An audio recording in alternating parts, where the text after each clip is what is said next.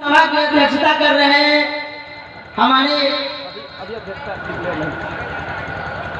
सभापति महोदय और इस सभागार में बैठे हुए हमारे जितने भी माताएं, बहनें, बुजुर्ग, बच्चे, गुरुजन और तमाम जो दूर दराज से आए हुए लोग हैं, सबको मैं संत रविदास जयंती समारोह जो कि 643वां जयंती समारोह मनाया जा रहा है, इसमें हार्दिक अभिनंदन एवं स्वागत करता हूँ। जैसा कि हम सभी जानते हैं कि आज संत शिरोमणि गुरु रविदास जी महाराज का 647वां जयंती समारोह मनाया जा रहा है, तो हम लोगों को बहुत ही प्राउड फील होता है जब हम अपने महापुरुषों की जयंती मनाते हैं और उनके विचारों को आपके समक्ष प्रस्तुत करने का कार्य करते हैं और उसके बाद उनके बताए हुए मार्गों पर, रास्तों पर हम लोग चलते हैं, तो हमें बहुत ही गर्व होता है। तो इस कड़ी में हम जो है आगे आपको कुछ बताना चाहेंगे, जैसे कि यहाँ पर एक स्लोगन जो लिखा हुआ है कि रविदास ब्राह्मण मत पूजिए जो होवे गुणहीन, पूजिए चरण चंडाल के जो होवे गुण प्रवीण। तो इस कोटेशन को देख करके, इस दोहा को पढ़ करके हम लोग जो है समझ सकते हैं कि इसमें कितनी बड़ी बात हमारे संत शिरोमणि गुरु रविदास जी महाराज ने बताया है। उनका कहना है कि ब्राह्मण मत पूजिए, यानी किसी जाति विशेष की बात उन्होंने यहाँ नहीं की है। वो सीधे ये बात बोले हैं कि अगर जाति और कर्म ये दो चीज को बेहतरीन ढंग से उन्होंने समझाने का, प्रस्तुत करने का और बताने का कार्य किया है। उन्होंने कहा कि अगर कोई व्यक्ति जाति से ब्राह्मण ही हो तो केवल जाति होने से उसकी पूजा नहीं कर सकते, उसके अंदर विशेष गुण होना चाहिए। अगर वो चंडाल भी है लेकिन अगर उसके अंदर विशेष गुण है तो उसके गुण से, उनकी विशेषताओं के कारण हम पूजा अवश्य कर सकते हैं।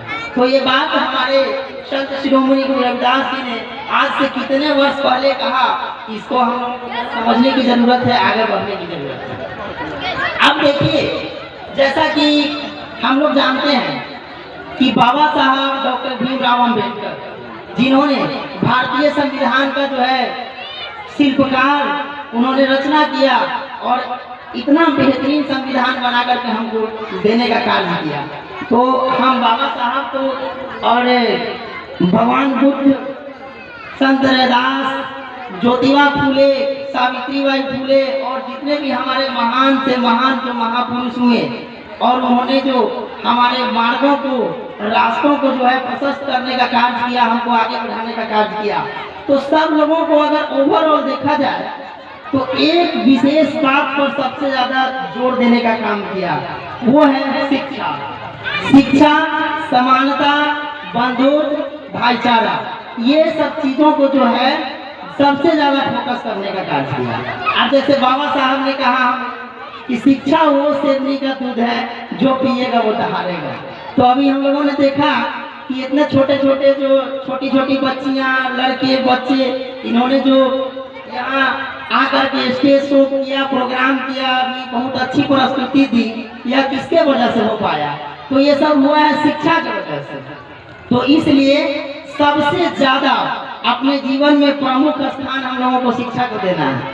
अपने बच्चियों को, बेटियों को, बेटियों को, जितने भी हमारे समाज के ही नहीं बल्कि और तमाम लोग सब लोगों को अपने बच्चों को समय से स्कूल भेजना, उनको जो है बेहतर शिक्षा देना, ये हमारा सबसे पहला दायित्व है, कर्तव्य है। उसके बाद जो संत शिरोमणि गुरु रविदास जी या बाबा साहब डॉक्टर भीमराव अंबेडकर, उन्होंने कहा कि सबसे पहले तो हमको शिक्षित समाज का निर्माण करना है। दूसरा बात कि हमें नशा मुक्त समाज बनाना है। नशा मुक्त समाज कैसे बनेगा?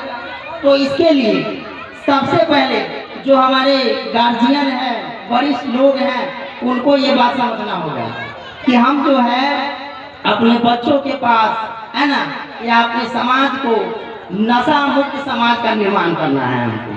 तो इसके लिए जितने भी लोग नशा करते हैं उनको आज ही इस मंच के माध्यम से शपथ लेना पड़ेगा और यही आज ही घोषित करना पड़ेगा कि आज से जो है हम नशा पान से दूर रहें, नशा का जो है सेवन नहीं करें। तब ये इसका प्रभाव, इसका इफेक्ट जो है हमारे समाज पर, हमारे बच्चों पर पड़ेगा और हम लोग जो है नशा मुक्त समाज का निर्माण कर पाएंगे। तीसरी बात मैं आपको ये बताना चाहता हूँ कि अंधविश्वास, पाखंडवाद, मनुवाद, इन सभी चीजों से हमें मुक्ति चाहिए। अब ये मुक्ति कैसे मिलेगी? तो अंधविश्वास जो है, जो हम लोग बहुत आज से ही नहीं, सदियों पूर्व से ही जो है लोग अंधविश्वास में पड़े हुए हैं। जैसे जादू टोना है ना, झाड़ फूंक, ये सब मामला। तो ये सब चीजों को हमको जो है इग्नोर करना है, इसको जो है दूर करना है, इससे निजात हमको मिलनी चाहिए। तब जाकर के जो है अंधविश्वास, यही सब पाखंड है। अंधविश्वास, पाखंडवाद, मनुवाद, इन सभी चीजों से हमको जो है दूरी बनाना है, तब हमारा कल्याण होगा, नहीं तो हम लोगों का कल्याण होने वाला नहीं है। इसके बाद हम एक बात और जो बहुत ही फोकस के साथ आपको बताना चाह रहे हैं, उसको देखिए। जैसे संत रैदास जी, इन्होंने सबसे ज्यादा कर्म को प्रधानता देने की बात कही है। कर्म से बड़ा कोई पूजा नहीं होता। तो इसलिए हम सभी लोगों को, जो भी लोग जिस काम से जुड़े हैं, चाहे किसी का प्रोफेशन पढ़ाने का हो, किसी का प्रोफेशन जो है वो डॉक्टर हो, मेडिकल डिपार्टमेंट में हो, कोई अगर मजदूर वर्ग ही हो, है ना, जो भी लोग जो काम से जुड़े हो, चाहे उनका छोटा बड़ा जिस तरह का कार्य हो, वो अपने कार्यों को अगर पूरी ईमानदारी के साथ, पूरी निष्ठा के साथ, एकाग्रता के साथ अगर बढ़िया से अगर करे, तो उससे बड़ा कोई पूजा नहीं होता है। इसलिए कहा गया है कि कर्म ही पूजा है, वर्क इज वर्शिप। तो इसलिए कर्म को प्रधान माना जाए, कर्म की प्रधानता होनी चाहिए। अब जैसे जो बच्चे हैं, इनका क्या कर्म है? इनका कर्म है कि हमको स्कूल जाना, पढ़ाई करना, खेलना और जितना भी जो सांस्कृतिक प्रोग्राम है, एक्टिविटी वगैरह है, इस सब में भाग लेना और इन सब चीज़ों को करना। तो ये अपना काम पूरी ईमानदारी से करें, पूरी निष्ठा के साथ करें। कोई अगर शिक्षक है तो उनका क्या काम है कि वो क्लास में जाएं, बच्चों को बढ़िया से पढ़ाएं, उसको जो है अच्छा से उसको समझ विकसित करे, ज्ञान दे, ये उनका काम है। डॉक्टर का काम क्या है? बहुत बढ़िया से इलाज करना, तो ये चीज करें। इस तरह और जितना भी जो लोग हैं, जिनका जो जो काम है, उसको अगर सही ढंग से करे तो कोई काम बड़ा और छोटा नहीं होता है और इससे बड़ा कोई पूजा भी नहीं होता है। तब जाकर के जो है संत रैदास का, बाबा साहब डॉक्टर अम्बेडकर का, भगवान बुद्ध का और जितने भी हमारे महापुरुष हैं, उनका जो सोच है, उन्होंने जो हमको बताया, तो वो चीज पूरा होने का कार्य होगा। तो इसलिए कर्म से बड़ा कोई चीज नहीं होता है, तो कर्म को हमको ध्यान देना है। अब इस कड़ी को हम आगे बढ़ाएंगे। अब उसमें एक बात और बताएंगे, जैसा कि बाबा साहब ने कहा, शिक्षित बनो, संगठित हो और संघर्ष करो। तो शिक्षित, हमने तो पहले ही शिक्षा की चर्चा की है कि शिक्षित बनने के बाद हम लोगों के अंदर एक समानता का, एक एकजुटता का भाव उत्पन्न होता है, जिससे हम सब लोग क्या हो सकते हैं? संगठित हो सकते हैं। एक साथ किसी भी मैटर पर, किसी भी विषय पर हम सब लोग जो है चर्चा करेंगे और चर्चा करने के बाद उसको कैसे उसको संपादित किया जाए, उस पर बात करेंगे, तो इससे हमारी एकता जो है वो दिखाई देगी। और जब हम एकत्रित हो जाएंगे तो बड़ा सा बड़ा पहाड़ क्या, पत्थर क्या, कोई मानव जब जोर लगाता है, पत्थर पानी बन जाता है। तो वो सब कुछ मैटर नहीं होगा, हम संघर्ष करेंगे और आगे बढ़ेंगे।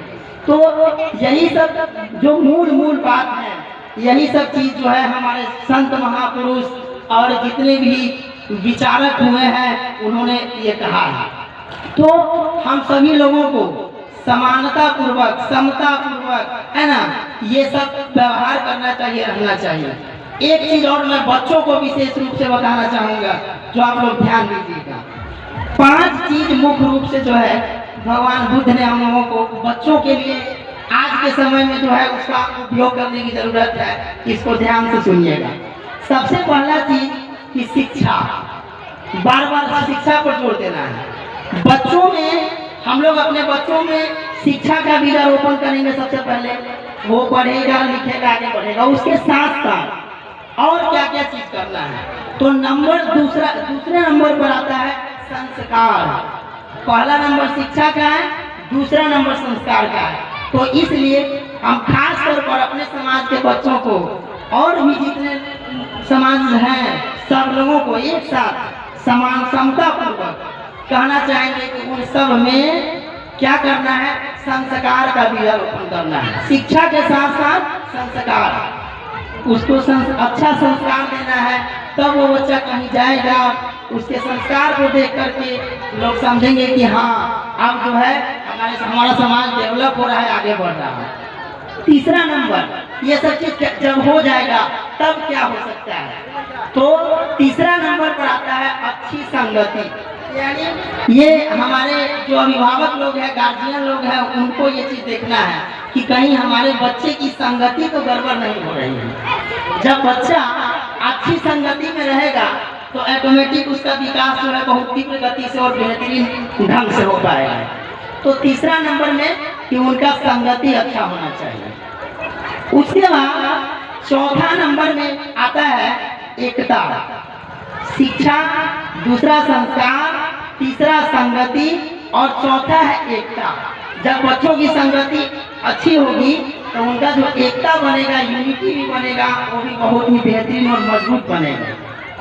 उसके बाद बच्चे जो है पढ़ लिख करके आगे जब बढ़ेंगे, ये 4 गुण उनमें आ जाएगा तो एक विशेष गुण का जो है अवतरण होगा। एक तरह से समझिए वो होता है व्यक्तिगत पहचान। तो ये 5 चीज हम एक बार फिर दोहराना चाहेंगे और आप लोग इसको ध्यान से सुनिए कि सबसे पहले शिक्षा, दूसरा संस्कार, तीसरा संगति, चौथा एकता और 5वां व्यक्तिगत पहचान।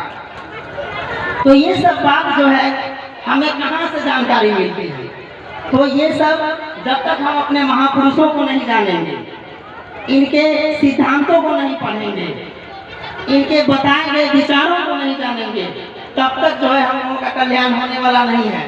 तो इसलिए हम सभी लोग इन सभी महापुरुषों के जीवनी को पढ़ें, बच्चों को भी पढ़ाएं। कभी आप संत रैदास की जीवनी को पढ़ाइए, कभी जो है बाबा साहब डॉक्टर अंबेडकर की जीवनी को बताएं, और भी जितने महापुरुष हैं बुद्ध के बारे में बताएं, तब जाकर के हमारा जो है कल्याण होने वाला है। नहीं तो इसके अलावा कोई हमारे पास दूसरा चारा नहीं है। अब विशेष हम क्या बोले, जैसा कि बताया गया है कि हे संत शिरोमणि गुरु रविदास जी महाराज, तेरा यह जो भव्य विचार है वो कल्पना पट पर नहीं समाता है, और मैं जितना कुछ कहूँ शेष बहुत कुछ रह जाता है, शेष बहुत कुछ रह जाता है। इन्हीं वाणी के साथ हम जो है लास्ट में कहेंगे कि सोने की बनी धरती नीलम का आसमां है, सोने की बनी धरती नीलम का आसमां है, चांदी की बनी नदियां पवन गंध भरा है, पवन गंध भरा है। इन्हीं बातों के साथ जय भीम, नमो बुद्धाय, जय रविदास। बहुत बहुत धन्यवाद। अभी आप सन्नी जी को सुन रहे थे, छोटा सा वाक्यांश जोड़ देना चाहते हैं। संयोग से हमारे ये रिश्ता में दामाद लगते हैं, यानी हमारे मझले भाई के दामाद हैं, और जब हम इनके शादी के लिए इनके पास गए थे तो आपको जान के हैरानी होगी कि इनकी शादी बिना लगन में हुआ है, बिना डेट पर, मैंने बिना लगन के डेट पर 3 तारीख को 11वां महीना, 3 तारीख को 11वां महीना में किसी प्रकार का कोई लगन नहीं था। और हम जब इनके यहाँ बात करने गए तो इनके पास इतना जज्बा था, ये बोले कि किसी भी डेट को फिक्स कीजिए, कोई टेंशन नहीं है। तो हम लोग बिना लगन के शादी बौद्धिक रीति रिवाज से तिरसिया पंचायत में किए थे, और ये जिला का दूसरे लेवल का है। और यहाँ के जितने वॉलंटियर जो ये पूरे 4 चौबंद आज किए हैं, ये सभी लड़के वहां जाके पूरे निष्ठा से, पूरे अपनापन से मेरे यहाँ से जाके मेरे घर पे पूरे कार्यक्रम को देखने का काम किए। इसलिए मैं इनका शुक्रगुजार हूँ। मैं लगातार उन्हें बधाई धन्यवाद देता हूँ, और कहीं ना कहीं से उनका मैं ऋणी हूँ, कहीं ना कहीं से मैं उनका शुक्रगुजार हूँ कि मेरे एक फोन पर यहाँ के 4 वॉलंटियर एक बार पहुंच जाते हैं, तो बहुत ही गौरव की बात है। हम इस कार्यक्रम को आगे बढ़ाएंगे और आपके बीच गांव नगर महुआ से चल के आई है Asmita Kumari. I would like to call Asmita from Mahua, please come on the stage. जलवा जलवा गाना अपनी टेक पे लेंगे, जोरदार ताली से इनका स्वागत, एकदम जोरदार ताली से, क्योंकि ये अभी रिलेशन में आए हुए हैं, रिलेटिव के यहाँ है, तो आप लोग